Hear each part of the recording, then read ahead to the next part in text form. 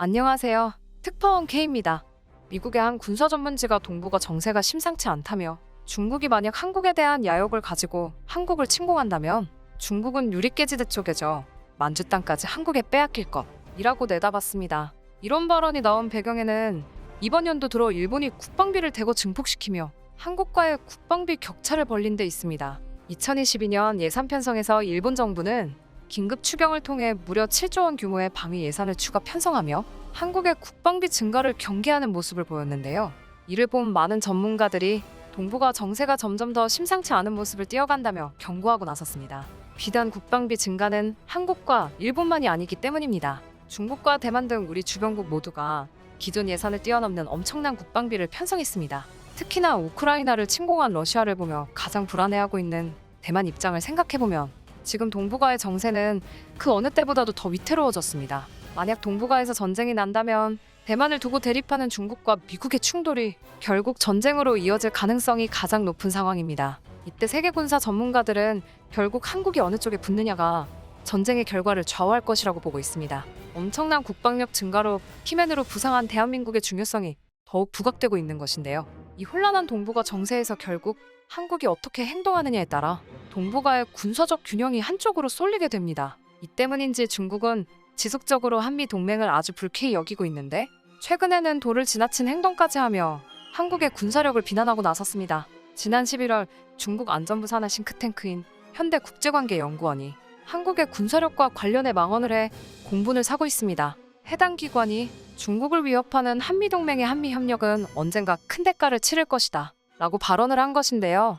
원래 이 중국 현대국제관계연구원이라는 기관은 중국 정부기관답게 문제가 많은 곳입니다. 명색이 정부의 산하 기관이라는 곳이 다른 나라에게 고압적이며 아나무인한 태도로 유명합니다. 그들은 한국의 세정연구소나 국립외교원 등 대한민국의 싱크탱크를 초대해놓고 한국에 관련된 막말을 내뱉거나 우리나라에 와서 행패를 부리는 등 국가기관답지 않은 저열한 태도를 보였던 곳입니다. 하지만 반대로 생각해보면 현대국제관계연구원의 이번 발언은 중국이 한국의 존재를 아주 위협적으로 생각할 만큼 동북아 정세에서 한국의 비중이 높아졌다는 증거이기도 합니다. 이런 배경에 맞춰서 최근 영국의 한 밀리터리 연구 단체에서는 동북아시아 정세를 다룬 흥미로운 논문을 발표했습니다. 그동안 아시아 지역은 3대 강국이라 불리는 한중일 세 국가 사이에서 묘한 균형이 이루어지고 있었지만 10년 전부터 미세한 균열이 발생하더니 현재는 균형이 점차 깨져가고 있다면서 중국은 홍콩과 대만 등 주변국들과 끊임없는 마찰을 빚고 있고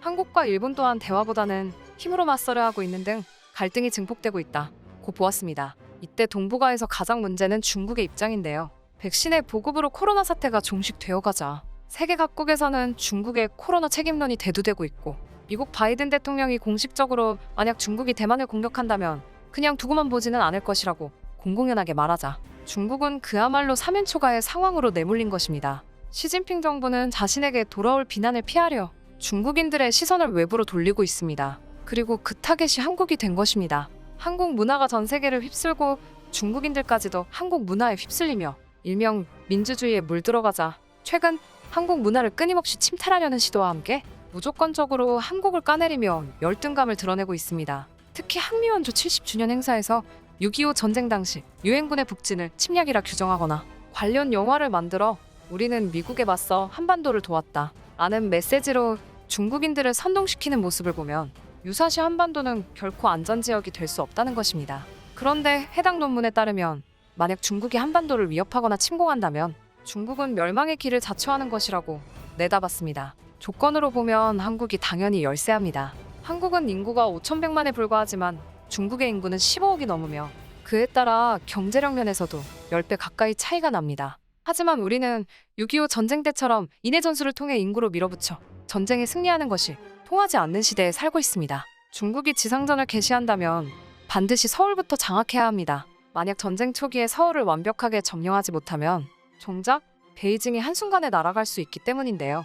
대한민국 국군이 보유한 현무 미사일의 사정거리는 무려 1,500km에 달하기 때문입니다. 이 말은 즉슨 한국은 한반도 어디에서든 베이징과 상하이 등 중국 주요 도시를 타격할 수 있는 미사일 전력을 갖추고 있습니다. 특히나 중국군의 요격 체계에 관련해서 스펙 자체가 뻥튀기다부터 과연 정상적으로 작동을 할 것인가에 대해 의문을 품는 군사 전문가들이 많습니다. 설사 요격 체계가 정상적으로 작동한다 해도 미국처럼 광범위한 지역을 정밀하게 방어할 만한 수준은 중국으로선 불가능합니다. 결국 현무미사일의 타격을 피할 수는 없는데요. 또한 한국은 중국처럼 국제왕따가 아니죠. 한미동맹 덕분에 만약 한국 비행장에서 떠오른 B-52기가 베이징과 상하이 등 중국의 주요 대도시에 서대기 시작하면 중국은 열세일 수밖에 없습니다. 상황이 이렇다 보니 아무리 중국이라도 함부로 전면전을 개시하기 어렵습니다. 물론 이러한 전력상 우위는 기동전력이 아니라 포병전력에 한한 것입니다. 기동전력은 아직까지 K1과 같은 3세대 전차가 다수인 한국군보다 중국이 우세합니다. 하지만 한국군의 전력은 전 세계적인 기준으로 4위입니다. 오히려 주력 부대만 놓고 비교해보면 한국군이 우위에 있는데 주로 한국이 수비 전술로 갈 확률이 높다고 봤을 때 이 같은 차이는 실전에서 더욱 크게 드러날 것입니다. 특히나 과연 중국의 육군 전력이 정말로 강할 것이냐 하면 그럴 만한 증거가 없습니다.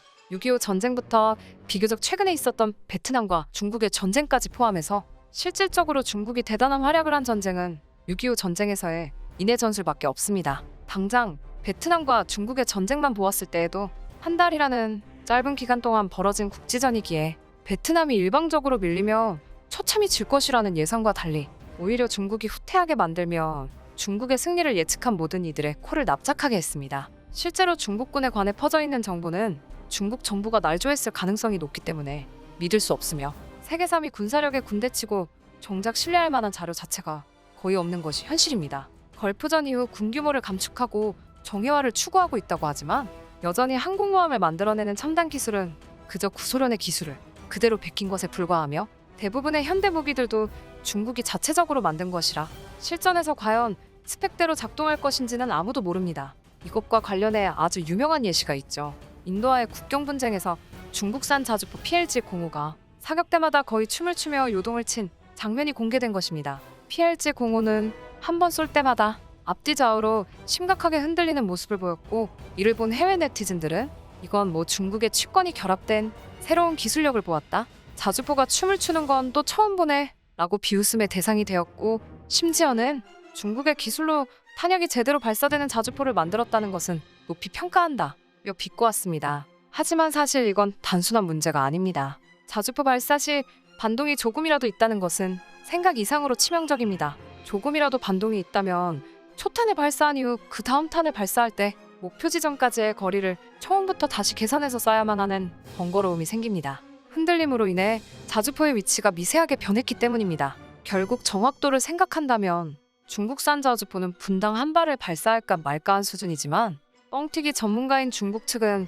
PLG-05가 무려 분당 10발을 쏠 수 있는 신무기라며 대대적으로 홍보를 해서 더더욱 망신을 당하고 말았습니다. 그리고 아주 중국답게 자주포뿐만 아니라 탱크를 비롯한 대부분의 지상전 화기들이 이 지경이었다는 증거들이 속속들이 나오고 있습니다. 반면 한국은 주력 부대가 아주 막강하다는 장점을 가지고 있습니다. 현재 아시아의 최강으로 평가받는 기동단은 바로 한국의 제7 기동단입니다. 1대1로 대결한다고 했을 때 미국 말고는 이길 수 있는 나라가 거의 없다는 말까지 나올 정도입니다. 아마도 그 이유는 대부분의 아시아 군대와는 달리 방어작전을 아예 하지 않고 오직 공격에만 집중하는 부대이기 때문일 겁니다. 오죽하면 외신들은 유럽의 최강대국인 영국, 독일, 프랑스의 전차를 모두 합쳐도 이 군단 하나를 못 이긴다고 평가할 정도니 말이죠. 물론 중국에 비해 한국이 공군력과 해군력에서 뒤처지는 것은 명백한 사실입니다. 하지만 국제적 왕따를 자초하고 있는 중국은 혼자서 싸울 수밖에 없는 것과는 달리 한국의 영원한 우방, 미군이 참전한다면 중국이 자랑으로 여기는 해군 전력도 위력을 발휘할 기회조차 없을 것입니다. 결국 중국은 한국을 건드리려면 같이 망할 각오를 해야 한다는 것입니다. 물론 당장 동북아에서 전쟁이 난다면 한국이 당사자가 아니라 대만과 미국을 상대로 한 중국의 외로운 싸움이겠지만요. 그저 한국과 중국의 전쟁에서 생각보다 한국은 잘 버텨낼 것이라는 세계 군사 전문가들의 평가에 새삼 한국의 국방력 수준을 실감하게 된 것 같습니다. 그럼 오늘 준비한 소식을 마치겠습니다. 시청해주신 여러분 감사합니다.